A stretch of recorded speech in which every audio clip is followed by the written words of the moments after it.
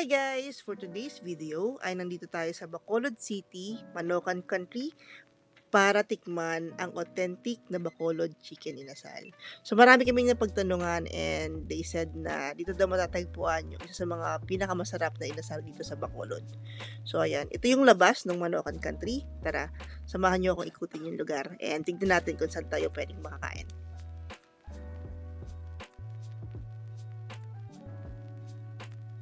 Yan, isang kahabaan to ng mga restaurants na nagsiserve primarily ng chicken inasal at kansi na isa din sa mga specialty dito sa Bacolod.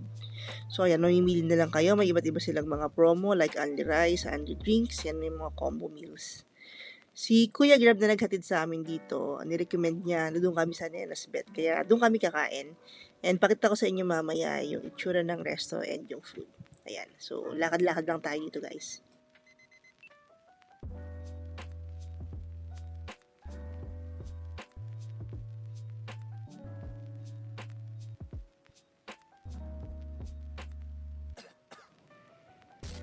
Ayan. So, dito tayo sa Nenas Bet and ito yung kanilang menu.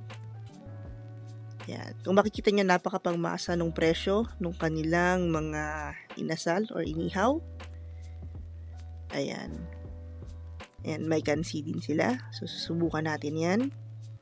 And may mga fresh oysters din sa labas. So, kumuha kami ng isang plato. Ayan.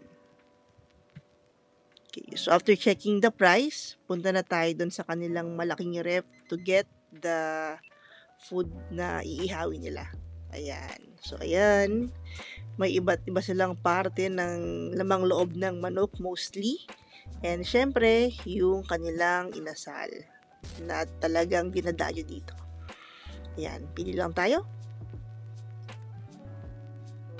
Okay, so after a few minutes, dumating na yung aming pinaihaw na chicken leg, isaw, and puso ng manok.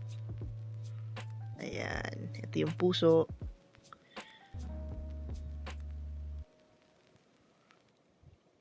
And yung fresh talaba.